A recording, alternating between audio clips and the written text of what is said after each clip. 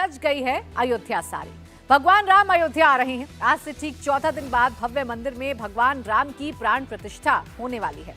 आज से अयोध्या में रामोत्सव की शुरुआत हो गई है। रामकथा पार्क में कथा वाचन के दौरान चिन्मयानंद बापूजी महाराज, देवकी नंदन ठाकुर, साध्वी ऋतुंबरा समेत 11 कथावाचक भगवान राम के आदर्शों को बताएंगे। 76 दिनों तक चलने वाले रामोत्सव में AR रहमान, अनूप जलोटा, अनुराधा पौडवाल, रणवीर आलिया समेत 35,000 कलाकार आएंगे, जो भगवान राम के दर्शन पूजन के साथ अपनी प्रस्तुति भी देंगे। रोजाना 500 कलाकार अपनी प्रस्तुतियों से माहौल को राममय करेंगे। ये सांस्कृतिक कार्यक्रम अयोध्या के प्रमुख 35 स्थलों पर होंगे, जिनमें 25 स्थलों की पौराणिक मान्यताओं के मुताबिक भगवान राम के जीवन चित्रण का मंचन और कार्यक्रम होगा। आज से अयोध्या में सरयू किनारे भव्य आरती की भी शुरुआत हो गई है। काशी हरिद्वार की तर्ज पर हर दिन अब सरयू जी की आरती भी की जाएगी। तो अयोध्या बदल रही है, अयोध्या सजकर तैयार हो रही है। मौका है श्री राम के स्वागत का, क्योंकि 500 साल का लंबा इंतजार खत्म होने जा रहा है। अब अयोध्या के राम दरबार में दुनिया का सबसे बड़ा अनुष्ठान शुरू हो चुका है। पूरा पश्चिम, उत्तर, दक्षिण देश के हर कोने से 121 संत महंत आचार्यों की जो टीम है वो अयोध्या पहुंच रही है, प्राण प्रतिष्ठा के लिए पहुंच रही है। ये कैसे सबसे बड़ा अनुष्ठान है, आइए आपको बताते हैं। 121 संत आचार्य पूजा पाठ कराएंगे राम मंदिर में, जब भगवान श्री राम की मूर्ति की प्राण प्रतिष्ठा की जाएगी। 151 इंडोनेशियन रुद्राक्ष माला का जप अयोध्या में होगा। आपको बता दें कि 1111 शंख वादन से रिकॉर्ड बनेगा। 35,000 कलाकारों की प्रस्तुति अयोध्या में की जाएगी। तो 76 दिनों तक ये रामोत्सव चलेगा। और ये रामोत्सव कितना भव्य होगा आप देखिए। रामलला पंचकोसी परिक्रमा करेंगे, प्रमुख मंदिरों में दर्शन करेंगे रामलला। तो पूरी अयोध्या नगरी राममय हो चुकी है, पूरा देश राममय हो चुका है। 16 पवित्र नदियों के जल से अभिषेक किया जाएगा प्रभु श्री राम का, रामलला का, और उसके बाद उनकी मूर्ति को, रामलला के छोटे स्वरूप को, उनके बाल स्वरूप को मंदिर में प्राण प्रतिष्ठा के साथ स्थापित किया जाएगा। 21 जनवरी को मंदिर में भगवान राम पहुंचेंगे। भगवान राम की जो मूर्ति है वो पहुंचेगी। अयोध्या नगरी में घूमने के बाद, तमाम मंदिरों के दर्शन करने के बाद प्रभु श्री राम की मूर्ति 21 जनवरी को मंदिर में पहुंचेगी और 22 जनवरी को होगी प्राण प्रतिष्ठा। भगवान राम के मंदिर में स्थापित करने के लिए अहमदाबाद से ध्वज दंड पहुंचा है, जो भगवान राम के दिव्य दरबार में स्थापित किया जाएगा। अब से थोड़ी देर पहले यह ध्वज दंड राम की नगरी में पहुंचा। पवन नारा की एक एक्सक्लूसिव रिपोर्ट आप देखिए। श्री रामलला की नए मंदिर में प्राण प्रतिष्ठा के कुछ दिन बचे हैं और तैयारियों को अंतिम रूप दिया जा रहा है। प्रथम तल जहां गर्भगृह है वो तैयार है और अब सौंदर्यीकरण का काम बाकी है। और इस वक्त हमारे लिए विशेष तस्वीर है, क्योंकि प्रभु श्री राम के मंदिर में जो ध्वज दंड इस्तेमाल होगा, यानी जिस दंड पर प्रभु श्री राम की पताका लहराएगी, वो अयोध्या पहुंच चुका है और ये गुजरात से चलकर आया है। और अगर आप इसको देखेंगे तो इस तरीके से पीतल से बना है और 4,600 किलोग्राम का ये ध्वज दंड है। आपको बता दें, प्रभु श्री राम के मंदिर में 3 शिखर हैं, तो ये सबसे ऊपर वाला हिस्सा होगा और ये उसका बेस होगा। 3 शिखर हैं, इसीलिए 3 ध्वज दंड यहाँ आए हैं, जो अलग अलग शिखर पर लगेंगे।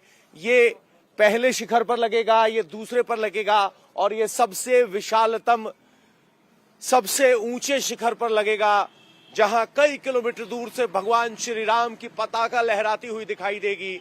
और मंदिर विशाल है, ऊंचा है, इसीलिए ध्वज दंड को भी अतिरिक्त मजबूत बनाया गया है, क्योंकि ये ध्वजा शिखर में होगी, जोर ज्यादा लगेगा। ध्वजा के लहराएंगी तो हवा जोर लगाएगी, लेकिन ये इतना मजबूत और इतना विशाल बनाया गया है कि ये निर्विघ्न हिंदू धर्म की पताका को लहराता रहेगा। और ये ध्वज दंड भगवान प्रभु श्री राम के दरबार में यहाँ अयोध्या पहुंच चुका है।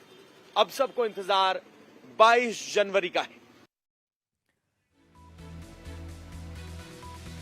तो अहमदाबाद से चलकर ध्वज दंड अब अयोध्या में पहुंच चुका है। और इस ध्वज दंड का जो महत्व है वो ये है कि दूर से ही श्री राम की पताका, ये जो भगवाधारी पताका है, उसके दर्शन श्रद्धालु कर पाएंगे। और ये पहचान होगी अयोध्या की, ये पहचान होगी प्रभु श्री राम के भव्य मंदिर की, क्योंकि दूर दराज से आने वाले श्रद्धालु अयोध्या में एंट्री के साथ ही एहसास कर पाएंगे कि प्रभु श्री राम की नगरी में वो पहुंच चुके हैं, प्रभु श्री राम की जन्मस्थली पर वो पहुंच चुके हैं। और इसका एहसास कराने के लिए ये ध्वज दंड अयोध्या पहुंच चुके हैं। अहमदाबाद से चलकर ये पहुंच चुके हैं और 3 ध्वज दंड है, क्योंकि 3 तल हैं इस मंदिर के, इसलिए हर एक तल पर एक ध्वज दंड लगाया जाएगा। और सबसे ऊंचा ध्वज दंड जो होगा वो अयोध्या में आने वाले श्रद्धालुओं को दूर से ही उसके दर्शन हो पाएंगे।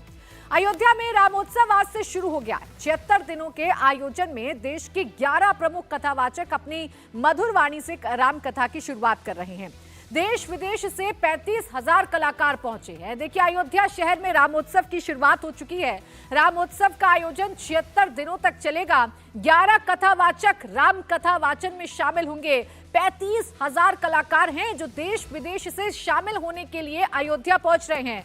500 कलाकार हर दिन अयोध्या में प्रस्तुति देंगे। 35 प्रमुख स्थल रामोत्सव के साक्षी बनेंगे। सबसे बड़ी बात, सबसे खास बात यह है कि अब सरयू तट पर भी आप हर रोज भव्य आरती का आनंद उठा सकते हैं। जैसी आरती आप काशी में देखते हैं, जैसी आरती आप हरिद्वार में मां गंगा की देखते हैं, वैसी ही आरती अब आपको सरयू जी की अयोध्या में दिखाई देगी। सरयू जी में आप उस आरती का अनुभव कर सकते हैं, महसूस कर सकते हैं। तो ये बदलाव अयोध्या में किए जा रहे हैं। अयोध्या राममय हो चुकी है। 76 दिनों तक भगवान श्री राम की का उत्सव मनाया जाएगा, उनके आगमन का उत्सव मनाया जाएगा। भगवान राम की प्राण प्रतिष्ठा 22 जनवरी को होने जा रही है, जिसकी पूजा के लिए देश के कोने कोने से 121 संतों को बुलाया गया है। काशी से लेकर कन्याकुमारी तक से विद्वान, आचार्य और वेद के जानकारों की पूरी मंडली अयोध्या में मौजूद है। इस पूजा में शामिल होने वाले काशी के आचार्य अरुण दीक्षित ने इंडिया टीवी से एक्सक्लूसिव बात की। सुनिए, राम मंदिर में प्राण प्रतिष्ठा का एक कार्यक्रम कैसे होगा। 22 तारीख को प्राण प्रतिष्ठा है। प्राण प्रतिष्ठा के लिए काशी के विद्वान पहुंच चुके हैं। इस प्राण प्रतिष्ठा की पूरी विधि को काशी के विद्वान अगुवाई करेंगे। उन्हीं में से एक अरुण दीक्षित जिस वक्त हमारे साथ हैं। अरुण जी प्रणाम। बहुत से लोगों के मन में सवाल है कि प्राण प्रतिष्ठा में कितने पुरोहित शामिल होंगे, क्या पूरी विधि होगी, तो क्या आप हमें बता सकते हैं कितने पुरोहित हैं, क्या विधि होगी? जब ये प्राण प्रतिष्ठा का कार्यक्रम तय हुआ, कांची के शंकराचार्य जी थे, चंपत राय जी थे, संयोजक गणेश्वर शास्त्री जी द्राविड़ थे और यज्ञाचार्य लक्ष्मीकांत जी दीक्षित भी थे। वहाँ पर यह हुआ, इतना बृहद कार्यक्रम है तो पूरे भारतवर्षों से वैदिकों का समावेश होना चाहिए। हमारे सनातन धर्म में, हमारे वैदिक संस्कृति में जो चारों वेद हैं, उन चारों वेदों के विद्वान आने चाहिए।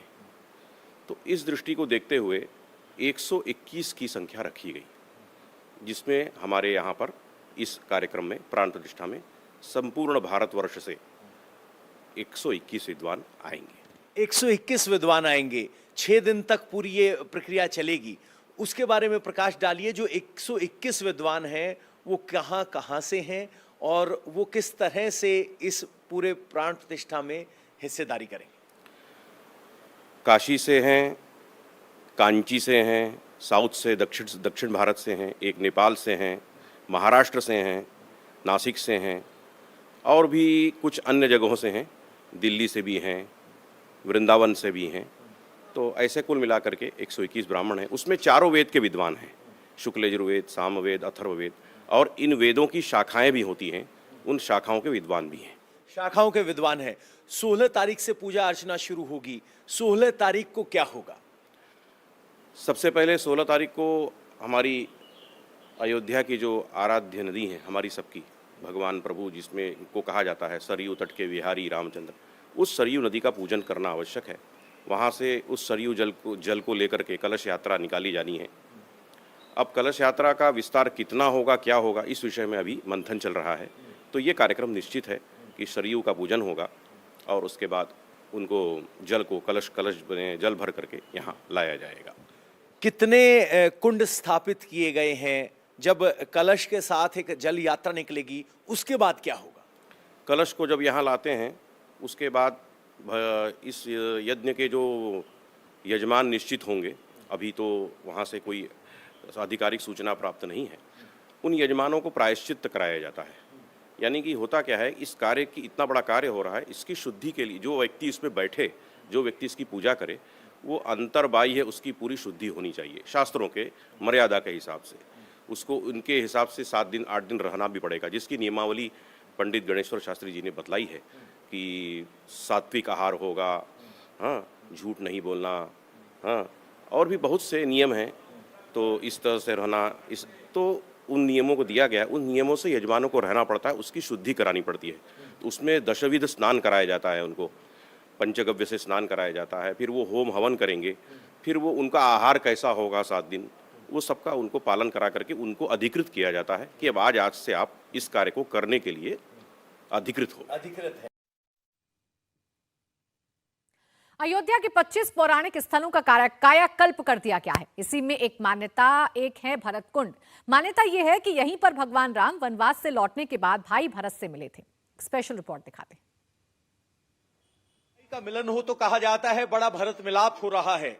ये राम और भरत का मिलाप ही था जो भाई भाई के प्रेम की प्रेरणा बना, कहावत बना।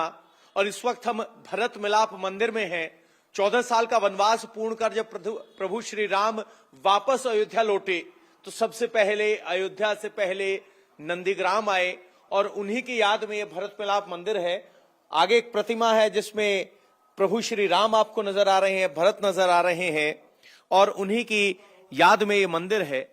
भरत मिलाप एक अपने आप में बड़ा आयोजन था। जब प्रभु श्री राम वापस लौटे, दीप जले, लेकिन सबसे पहले वो यहाँ आए। यहाँ पर क्योंकि वहाँ भैया भरत यहाँ पर तपस्या कर रहे थे, उनको लेने के लिए आए, उनको मनाए, चलिए अब अयोध्या चलते हैं। तो भैया भरत ने कहा नहीं, अभी तो हम लोग जटा बनाएंगे, जटा बनाने के बाद पिता का तर्पण करेंगे, तर्पण करने के बाद हम लोग सब साथ में चलेंगे अयोध्या। अयोध्या भगवान गए हैं तो वहाँ पर दीपोत्सव जैसे माहौल बना है। तर्पण कहाँ हुआ? तर्पण यही भरत कुंड पे हुआ है। भरत कुंड पे हुआ जी। तो प्रभु श्री राम जब वापस लौटे तो यही भरत कुंड पे तर्पण हुआ राजा दशरथ का। उसके बाद राम, लक्ष्मण, भरत, शत्रुघ्न सभी अयोध्या की तरफ प्रस्थान कर गए। हर सनातनी की तरह प्रधानमंत्री नरेंद्र मोदी को 22 जनवरी का बेसब्री से इंतजार है। मोदी रोज कोई ना कोई राम भजन सोशल मीडिया पर शेयर कर रहे हैं। आज भी प्रधानमंत्री ने सिंगर विकास और महेश कुकरेजा की आवाज में गाया राम भजन सोशल मीडिया एक्स पर शेयर किया। आप भी सुनिए प्रभु राम का वो शानदार भजन जो प्रधानमंत्री मोदी ने आज शेयर किया है।